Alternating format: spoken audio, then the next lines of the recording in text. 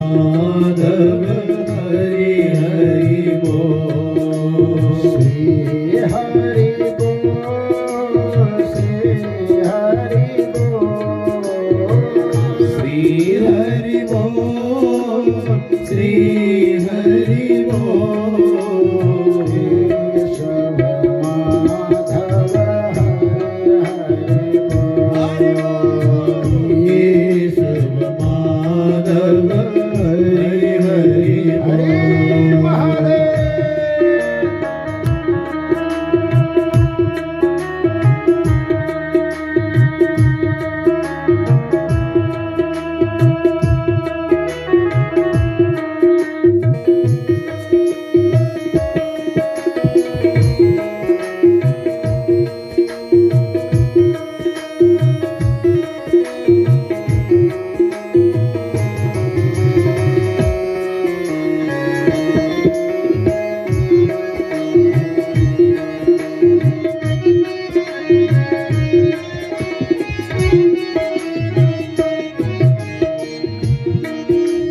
एक प्रभु के अनेक नाम, प्रेम से बोलो जय जय राम।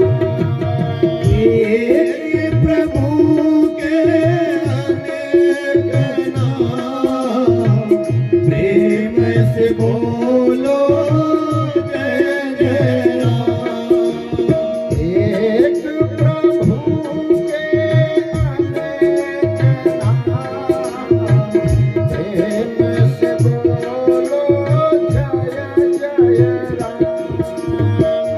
एक प्रभु के अनेक नाम, प्रेम से बोलो जय जय राम।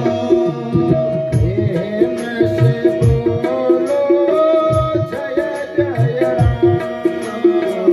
प्रेम से बोलो जय जय राम। श्री हरि बोल, श्री हरि बोल, श्री हरि बोल, श्री हरि बोल। केशव माधव हरि हरि बोल। केशव माधव हरि हरि श्री बोल। हरि।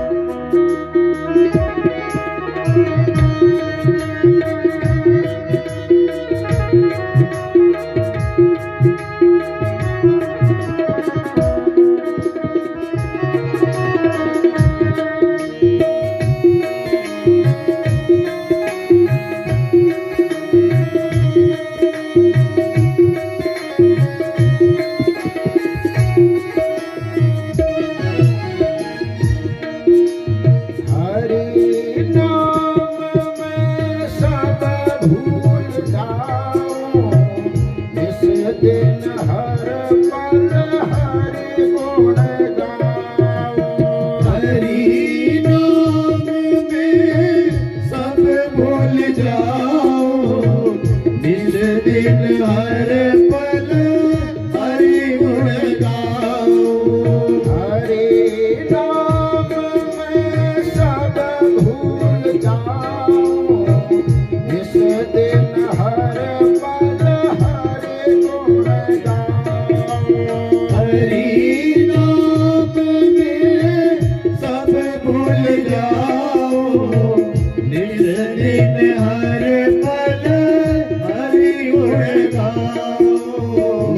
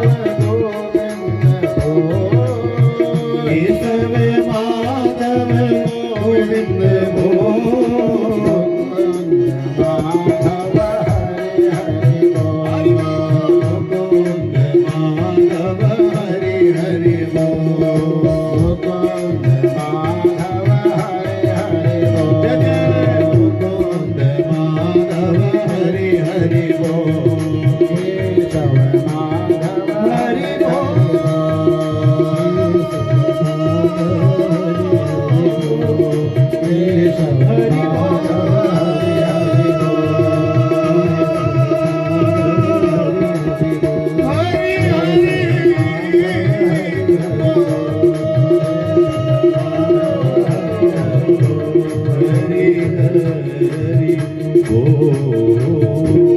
बोल कृष्ण कन्हैया लाल की जय श्री भागवत महापुराण की जय जय जय श्री राम जय जय श्री राम श्री राम। आइए सज्जनों, अब इस निर्मल मन में जो भगवान की कथा है, भगवान की कथा के प्रभाव से अब भगवान आपके हृदय में अपनी जगह बना लेंगे। कैसे हैं वो परमात्मा? तो कहा सच्चिदानंद रूपाय विश्वोत्पत्त्यादिहेतवे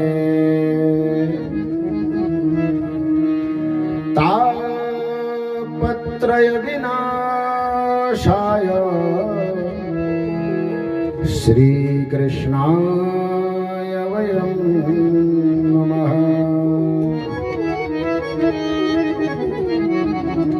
ये जो परमात्मा है, इनका जो स्वरूप है वह सत है।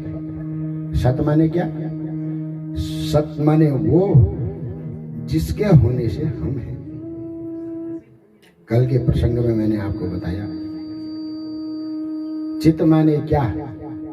बोले हमारा ज्ञान कितना है। एक वैज्ञानिक हमको मिले,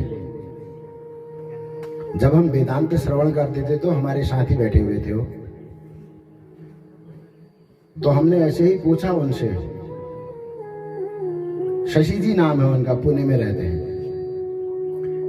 मैं तो साइंस का विद्यार्थी हूं नहीं। उनने बताया मुझे कि फूल में जो कलर दिखता है उसका वास्तव में कलर नहीं होता है, जो दिखता है होता नहीं वहां।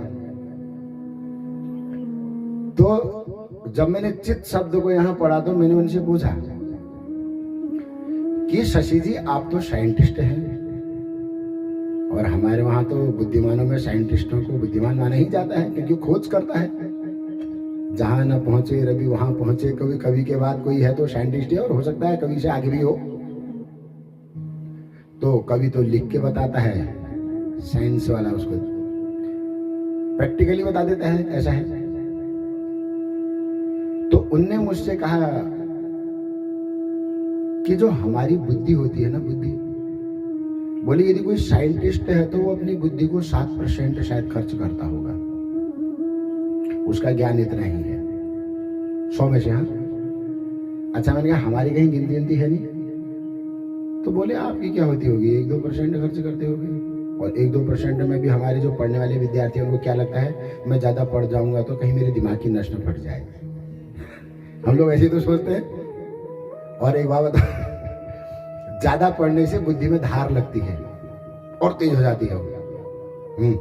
जो पढ़ने वाले लोग हैं, आप तो मास्टर साहब हैं हमारे, वो भी गणित के, बाप रे बाप, सबसे कठिन विषय जो मेरी समझ में कभी नहीं आया। हाँ, गणित समझ में नहीं आती थी। संस्कृत में जो घिंडियाल सर थे वो बढ़िया नंबर देते थे, कहते थे तुम संस्कृत के विद्यार्थी बढ़िया हो। मैं कहता था ठीक है गुरुजी, यही मार्ग मेरे लिए सही है। तो कहने का मतलब क्या है, तो हमारा ज्ञान कितना है? तो वो जो साइंटिस्ट थे शशि जी, उनने 7% बताया। मतलब हम अपनी बुद्धि को बहुत ज्यादा खर्च कर देंगे तो इतना कर देंगे। तो उसके बाद हमारे गुरुजी के एक डॉक्टर थे, उनको हिंदुस्तान के सबसे बड़े डॉक्टरों में नाम माना जाता था उनका। तो उनके लिए नियम था कि प्रति वर्ष गुरुजी को देखने आना है उन्हें, नहीं प्रति महीने नियम था, क्योंकि गुरुजी बहुत बड़े संत थे, हमारे ब्रह्मज्ञानी संत थे। तो उनसे हम गुरुजी ने हमारे सामने पूछा कि डॉक्टर साहब आप इतने बड़े संत हैं कि इतने बड़े डॉक्टर हैं आप, मैंने सुना है कि कुछ साइंटिस्ट आपसे भी राय लेते हैं, तो आपकी बुद्धि कितनी खर्च कर होती होगी? उन्होंने कहा 8% है। अच्छा, एक प्रश्न और, एक चित्त में बता रहा हूं, ध्यान देना मैं क्या बात बताना चाह रहा हूं। अच्छा, उन्होंने कहा एक बात बताओ, जब किसी व्यक्ति के हार्ट का ऑपरेशन करते हो तो यहाँ से चीर देते हैं पूरा नीचे तक, ऐसे फाड़ देते हैं। अच्छा, उन्होंने कहा ईमानदारी से बताओ क्या वो सारा जोड़ आप लगाते हो तो आप स्वयं लगाते हो अपने ज्ञान से, अपने आप जुड़ जाता है? उनका नहीं, हमारा काम चीरने का है, जुड़ अपने आप जाता है। जो वहां लिखा होता है ना, जो हमें हमारे गुरु पढ़ाते हैं, प्रोफेसर जो हमारे रहे, जो गुरु रहे, जिनके साथ हमने प्रैक्टिस करी, उनने जो हमको बताया कि इसको चीरने के बाद ऐसे छिल देना, ये दवाई लगा देना, बोले उतना ही हम जानते हैं, इससे ज़्यादा हम नहीं जानते हैं। तो गुरुजी ने कहा जो नसों को आपस में जोड़ने का काम है वो किसका है? बोले हमारा काम नहीं, हमारे बस का नहीं हो सकता, हमारी समझ में नहीं आता। तो बोले वो किसका काम है? तो गुरुजी ने इशारा किया, बेटा चित सच्चिदानंद रूपाय, है ना। और भगवान का ज्ञान कैसा है? संदीपिनी जी के वहां गए, वो भी दिखाने के लिए थोड़े दिन में सब पढ़ लिख करके सब याद कर, सब कंठ आ गया भगवान के। हाँ, सारे वेद वेदांग जितने हैं सब भगवान की मेधा में आ गए। कहने का भाव क्या है? तो बोले भगवान का जो ज्ञान है ना वह कैसा है? बोले जैसा समुद्र होता है ना, समुद्र, अच्छा समुद्र में कतु पानी छे? अब कोई ये भटगांव भटकोट वाला था, भटकोट में कतु पानी से थे? पांडे जी तो थोड़ा बता भी देंगे, आजकल उन्होंने वो मोटर लगा रखी है ऊपर, कहेंगे मेरे पास इतना लीटर पानी है। और भटकोट बालकोल में से 10 बाल्टी पानी से, 20 बाल्टी, 100 बाल्टी। समुद्र से पूछोगे, समुद्र कहेगा मेरे में इतना जल है कि तुम्हारा अता पता ही नहीं लगेगा। पर भगवान का क्या कैसा होगा? जिस परमात्मा में वह समुद्र भी बैठा हुआ है, अनुमान लगाओ तो उसकी सामर्थ्य का। अब बताता हूं कैसा है भगवान, उस भगवान का ज्ञान कैसा है। हनुमान जी लंका गए, लंका गए तो रावण के सामने बैठे, उन्होंने कहा कौन हो तुम? हमसे कोई हमारा परिचय पूछता तो हमने अपने अपने बाप दादा का नाम बताते हैं, और ईमानदारी से आज देख लेना आपको परिचय देना आ जाएगा। पहले तो अपने पिताजी का नाम लेना ही चाहिए, ठीक है ना। पर ऐसे लोगों का नाम कभी नहीं लेना चाहिए कि जिनके नाम लेने से आपके जीवन में कोई समस्या उत्पन्न हो जाए। परिचय देते समय ध्यान रहे। तो हनुमान जी से रावण ने पूछा तुम कौन हो? उनने कहा जाके बल लवलेश ते जिते हु चराचर झारी, ताशु दूत में आकरी, हरि आने हो प्रिय नारी। देखना परिचय कैसे दिया। भगवान के ज्ञान का बल देखो आप कितना है। बोले जाके बल लवलेश ते, अरे रावण जिस परमात्मा के लवलेश बल से, अब लवलेश बता देता हूं आपको, ये आगे का है, थोड़ा सा छोटा वाला हिस्सा है, ये आगे का जो है इसको लवलेश बोलते हैं। बोले रावण जिस परमात्मा के लवलेश बल से, लवलेश ज्ञान से, इतना है, बोले उस परमात्मा से तेरे पास इतना ज्ञान आया है, और तेरा नाम क्या कहते हैं लोग? त्रिलोक विजयी रावण कहते हैं। बोले कौन हूं मैं बताऊं? जाके बल लवलेश दे और जीते हु चराचर झारी। तूने दुनिया में क्या त्रिलोकी में अपना कब्जा कर दिया है। अब बताऊं मैं कौन हूं? ताशु दूत में कौन हूं? उनका दूत हूं। नाम नहीं बताया अपना। ताशु दूत में आकरी, उसका परिचय भी दे दिया, उसका नाम भी बता दिया। सुनो आगे क्या बता रहे उसका नाम, खुद ही बताना आप।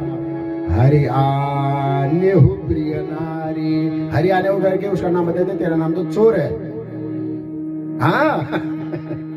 हरि आने हो कह करके बता दिया कि तेरी परिभाषा तो चोर की हो गई है, क्योंकि तू तो चोरी करके लाया है। और मुझसे एड्रेस पूछ रहा है, मेरा पता पूछ रहा है, मैं कौन हूं कह रहा है। मैं कौन हूं?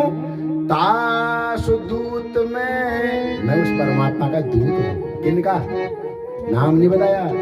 बोले जिनसे तू युद्ध करने की सोच रहा है ना, उसी परमात्मा से तेरे पास ये लवलेश बल आया है, और तू अपने को त्रिलोक विजयी रावण मान रहा है, और मैं उनका दूत हूँ, उनके चरणों में बैठा रहता हूँ। अब तू स्वयं अनुमान लगा ले मैं कौन हूँगा। फिर भी नाम नहीं बताया। मैं हनुमान हूँ नहीं कहा। देखो परिचय देने का तरीका। इसलिए जब कहीं बाहर जाते हो तो अपने गांव के सबसे बड़े व्यक्ति का नाम पहले लेना, जिसकी थोड़ी गांव में इज्जत हो, है ना। ये व्यवहार का ज्ञान भी है, बुद्धिमानी भी है कि गांव का जो सर्वप्रसिद्ध व्यक्ति होता है उसका नाम लेना चाहिए, मैं उस गांव का हूं, ठीक है ना। उससे क्या होगा, लोग कहेंगे अच्छा उस गांव में ऐसे लोग रहते हैं, वो तो बड़े पढ़े लिखे लोग हैं, बड़े सभ्य लोग हैं। देखो परिचय देने की शैली है, और हम ऐसा परिचय दे देते हैं, कोई हमको पानी पिलाने वाला भी होगा तो वो नहीं पिलाएगा फिर। तो ये चित है। कैसा है परमात्मा का जो ज्ञान है, बोले अनंत है। सुबह सुबह हम लोग पूजा कराते हैं। आज तो हमारे यजमान जी ने अभिषेक भी करा। हमारे यजमान जी तो सब जानते ही इन बातों को। उसमें पुरुष सूक्त आता है, तो पुरुष सूक्त का पहला मंत्र क्या है, ओम सहस्र शीर्षा पुरुषा सहस्राक्षः सहस्रपात् सभूमिं विश्वतो वृत्वा अत्यतिष्ठत् दशांगुलम।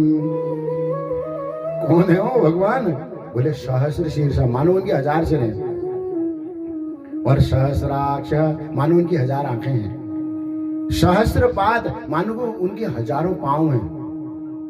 ये भगवान के 1000 पांव 1000 सिर नहीं बता रहे हैं, क्या बता रहे हैं कि जो तुम्हारा, हे सनातन धर्मी हो, जो तुम अपने को कंगाल समझे बैठे पड़े हो ना, जो तुम्हारा परमात्मा है वो इतना शक्ति संपन्न है, यदि तुम उसकी आराधना करोगे तो वो कितना बलवान है। और अमरदास की खराब से थोड़ा दिन हम एक जब तक कुछ कर नो, फल नहीं मिले, अब दोहर वाल जब तक। आनंद की बात तो तब होती है जब व्यक्ति अपने गुरु भी 3-4 एक बना लेता है।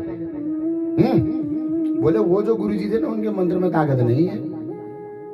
देखो इन बातों को समझना। तो परमात्मा कैसे हैं, कैसा बल है उनका, बोले इस विश्व को परमात्मा ने 3 पग में नाप दिया। कितने में नापा, 3 पग में। आगे कथा आएगी। और तीसरा पांव रखने की भी जगह नहीं मिली उनको, भगवान को। ये कथा मैं आगे बता दूंगा, क्योंकि भाई साहब आप प्रश्न उठाएंगे आज शाम को, नहीं तो फिर बलि के मस्तक में भगवान ने सिर रखा, तीसरा पांव, ठीक है ना। तो 3 पग में भगवान ने इस पूरे त्रिलोकी को नाप दिया। तो उनकी परिभाषा क्या बताई, बोले कितना बल है उनमें, बोले सभूमि विश्वतो वृत्वा। उस परमात्मा ने एक सारे विश्व को तो अपने अंदर रखा ही रखा है, और यदि तुम उसको खोजने जाओगे तो अत्यतिष्ठित दशांगुलम, खोजने जाओगे तो 10 अंगुल ज्यादा ही निकलेगा। बोले तो आपने कहा महाराज ये तो बड़ी समस्या हो गई, अब ये भी इच्छा नहीं रही कि भगवान को खोजेंगे। बोले नहीं, खोज सकते हो, इसके लिए आपको भागवत के 10वें स्कंद को सुनना पड़ेगा,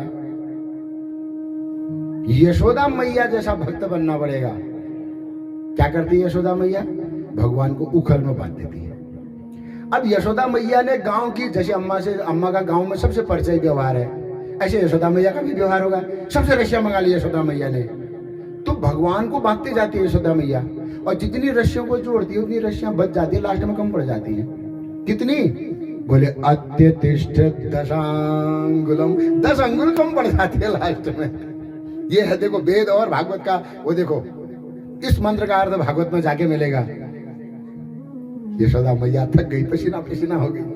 भगवान ने देखा मेरी भक्त है, और आप तो जानते हो भगवान के बारे में, अहम भक्त पराधीनः। क्या कहा भगवान ने, नाहम बशामि वैकुंठे। किसी ने कहा भगवान आप तो वैकुंठ में रहते हो, उन्होंने कहा ना, अहम बशामि वैकुंठे, मैं वैकुंठ में कहीं नहीं रहता हूँ। योगी नाम हृदय में वचो, अरे मैं अपने भक्तों के हृदय में रहता हूँ। यहाँ योगी शब्द का कहा, बोले मद भक्ता यत्र गायन्ते, मेरे भक्त लोग जहां मेरा गायन करने लग जाते हैं ना, तत्र तिष्ठामि नारद। अरे नारद, अरे मैं वो जो अभक्त है ना, उनके लिए वैकुंठ में बैठा हूं।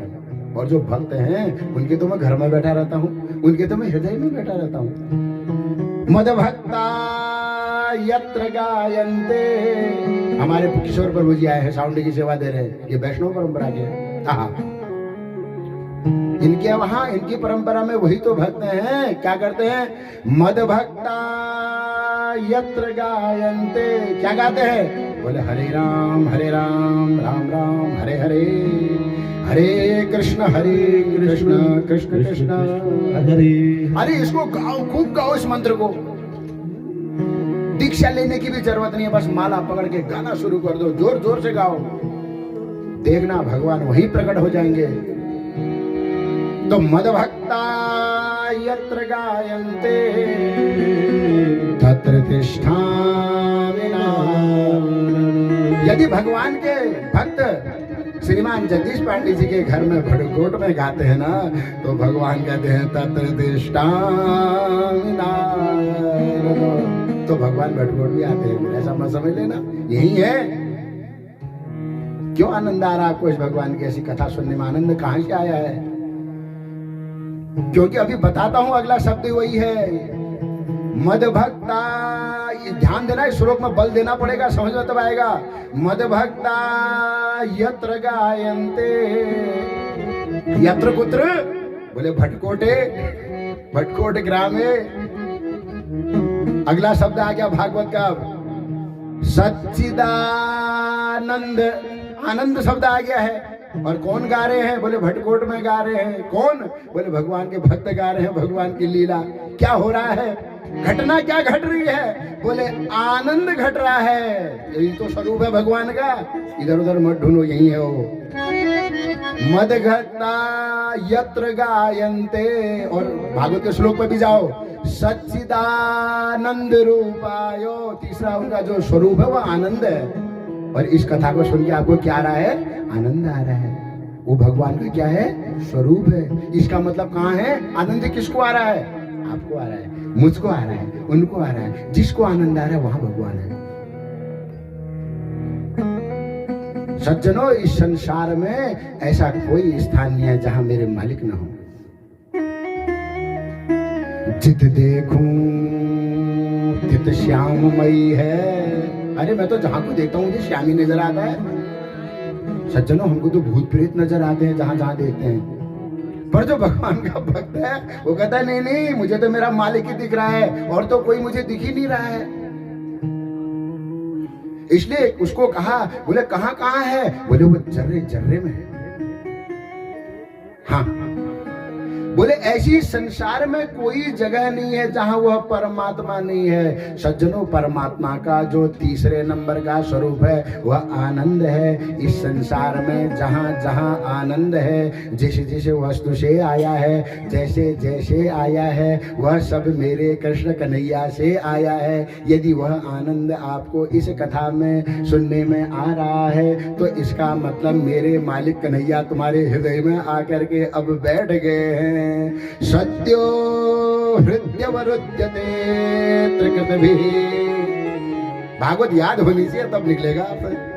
शुश्रूषुभिस्तक्षणा, ये शुश्रू भी कौन है? हमारे ब्याई जी बैठे हो सामने दरवाजे के बाहर, ये है शुश्रू भी। पवित्र आत्मा। शुश्रू भी किसको कहते हैं? पवित्र आत्मा। आप सब हो शुश्रू भी, ऐसे थोड़ा ना बैठे हो यहाँ। क्या यहाँ इतने ही लोग हैं क्या क्षेत्र में? पर नहीं नहीं, ये जो अमृत है ना, ये सबको थोड़ा मिल जाता है ऐसे ही। अरे बाजार में तो सब कुछ मिल जाएगा, पर यह आनंद तो यहीं मिलेगा। अभी आगे सुखदेव जी बताएंगे। वहां सुखदेव जी ने देवताओं को वापस भगा दिया, क्योंकि वो देवलोक का अमृत लेकर के आगे थे परीक्षित जी के सामने। उन्होंने कहा क्वशुधा क्व कथा लोके क्व काच को मणिर्महा। अरे देवताओं, तुमको कांच और मणि में फर्क समझ में नहीं आता है क्या? मणि माने डायमंड समझ लो। अरे कांच कांच होता है, मणि मणि होती है। अरे ठगियाओ देवताओं, तुमको थोड़ा मैं भागवत के रस को पिलाने वाला हूँ। इस भागवत के रस का अधिकारी तो भगवान का भक्त है, और वो कौन है? बोले परीक्षित है। इसलिए भागवत का जो जजमान होता है ना, उसका नाम भी परीक्षित होता है। हाँ, बोले इस भागवत का अधिकारी परीक्षित है, परीक्षित ही श्रेष्ठ श्रोता है और सुखदेव ही श्रेष्ठ वक्ता है। इसलिए सुखदेव जी कहते हैं, आए देव सदा के स्वार्थी। अरे स्वार्थियों, तुमने जहां आनंद देखा वहां दौड़े दौड़े चले आए। मैं जानता हूं तुमने दधी जी की हड्डियों को भी मांग लिया था। बताओ, अपना स्वार्थ सिद्ध करने के लिए तुम दधी जी जैसी ऋषियों की हड्डियों को भी मांग सकते हो। कहने का मतलब क्या है, दधी जी ऋषि के पास जाके तुमने क्या कहा, महाराज आपकी हड्डियों से यदि वज्र बनेगा तो वृत्तासुर मारा जाएगा। इसका मतलब क्या हुआ कि महाराज आप पहले मर जाओ। बताओ, तुम तो इतने स्वार्थी हो। चलो सुखदेव जी ने कहा, तुम्हारी बात मान ली मैंने, जाओ। मैं तो संत हूं, संत को क्या फर्क पड़ता है। मैं पिला भी दूं परीक्षित को इस देवलोक के अमृत को। पर इस देवलोक का अमृत नित्य नहीं होता है। आ ब्रह्म भुवना लोका पुनरावर्तिनो अर्जुन। भगवान ने गीता में कहा, अर्जुन इस स्वर्ग से भी नीचे आना पड़ता है। हाँ, स्वर्ग लोक मिल गया तो खुश मत होना।